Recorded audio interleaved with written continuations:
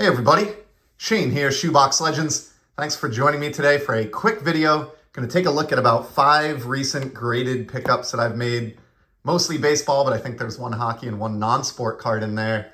And I'm probably going to call this something like Not at the National Pickups or something along those lines, because obviously the big story in the hobby this week is the National Sports Collectors Convention taking place in the city of Chicago.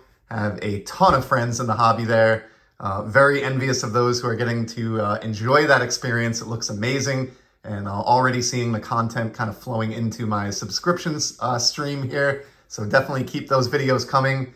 I'm not the jealous type, so I'm actually, although I'm a little bit envious, very excited for the many close friends that I have that are there, soaking up that experience and walking the show floor. Wish them all happy hunting, and in the meantime, let's take a look at these 5 cards that I've picked up recently, I think all courtesy of eBay. We're going to start with a really nice shiny card. Check out this 2003 Bowman Chrome Albert Pujols. The refractor in a PSA 8. This is just the standard refractor, but this is from a time, as I've said many times, when Topps was doing refractors right. Just look at the detail through that Cardinals jersey. Unbelievable, great etching, relatively early career refractor of a 700 home run hitter, and was really shocked, I think due to the 8 hate, as my pal Eric likes to say, was able to pick this up for under $40 recently, which seems crazy to me. So Pujols, someone who I wish I had more of in my collection, and took that opportunity to at least get one early career shiny card of him. And then next up, this is the reason we had the Darth Vader up in the background while I was gabbing. Picked up this T206 blue Starfield border Darth Vader from the T206 Star Wars release. These standard cards were just a white border, like the plain or the original T206 cards. But I really love this parallel because it has that same blue border that existed on the inaugural Topps Star Wars set all the way back in 1977. This is a later series card with the green border, but the first series had this blue border, and so I think this mini is just awesome. I love the image. It's almost like the Uncle Sam wants you image, but it's Darth Vader pointing at you, so had to pick this one up. This was, I'd have to go back and scroll, but I believe that was around $10, so that's purely just a fun card there that I'll display out of the ultimate movie villain of my youth. I have one hockey card here real quick. This is one of my favorite inserts of the 90s, and you cannot go wrong with Wayne Gretzky. Is there a better grade to get his cards in than a 9? I don't think so, especially a hot numbers card that focuses on number 99, his infamous number that is retired across the sport of hockey. So got this beautiful Flair insert from 94. Great Gretzky card. I think I had an ungraded copy of this in my Gretzky Z folio, but these just have gorgeous foil work. I don't know how well it's going to come across on camera. And back in the day, I was collecting as a kid in 1994, and I distinctly remember what a big deal these inserts were. Just really, really cool cards. Happy to have the Gretzky. And I think, with the Kings sweater here, the gray, black, and white really goes nice with all this kind of silver foil. It's almost like a team color matching insert card of sorts. And these aren't numbered.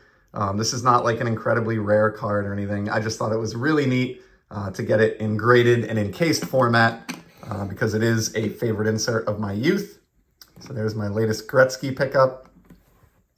And then the last 2 cards here are baseball.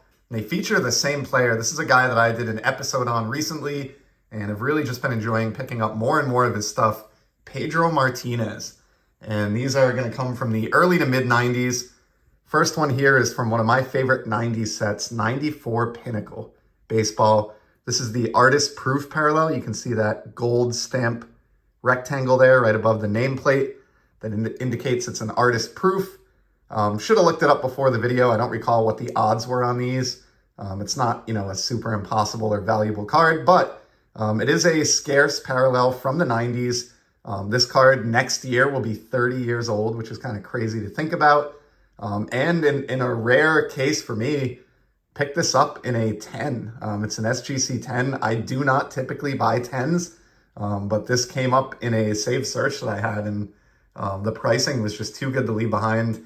Sent this to my buddy Adam at Splendid Sports, and he noticed the first thing that I did about the photo, which is this is primo Jerry Curl era Pedro right here. So just a great card there of a 90s parallel from the early days of parallels. This was still somewhat of a new concept back in 1994, so happy to add that to the Pedro collection. And then the other Martinez card that I've snagged recently, I'm even more pumped about. I've talked about this parallel actually on the channel. From the first ever Topps Stadium Club first day issue parallel set in 1993, I got the Pedro in a PSA 9. You can see that rainbow foil first day production stamp, which is how you identify these. Topps released these starting in 93 for at least a couple years, maybe longer. And they're exactly what they sound like. This card was printed on the first day of production of the Stadium Club set. And so I just love that this is the first day issue parallel of Pedro. He's with the Dodgers here, one of his last Dodgers cards. Obviously by 94, the following year, he was pictured with the Expos. But I've talked before about these, more so the 94s.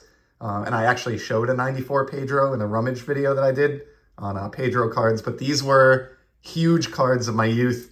You only got one of these per box, and they ran the full checklist, which was hundreds and hundreds of cards. So finding one of these of a star player or a player that you were actually pursuing was like almost impossible to us kids back in the early to mid 90s. And so now scoring this as an adult, allegedly there's around 2,000 copies in existence of each of these first day issue parallels. But how many of those have A, survived to this day, B, are in decent shape? Because these were not easy to keep clean. You know, they have dark coloring on the back. It's a lot of edge chipping, stuff like that. So I thought getting this card in a graded 9, 30 years after the fact, was just awesome. Really excited to add that to the collection. And that is the final card in today's little mini rummage of recent pickups, not from the National. So again, so excited for all my friends that are there. Hope you all find the cards you're looking for and have a blast. I'm loving all of your content, so keep it coming. And to everyone who's not there or took the time to watch this video, truly appreciate it. And as you know, I'll be back again with some more sports card content in the very near future. Till then, take care and enjoy the hobby and the National.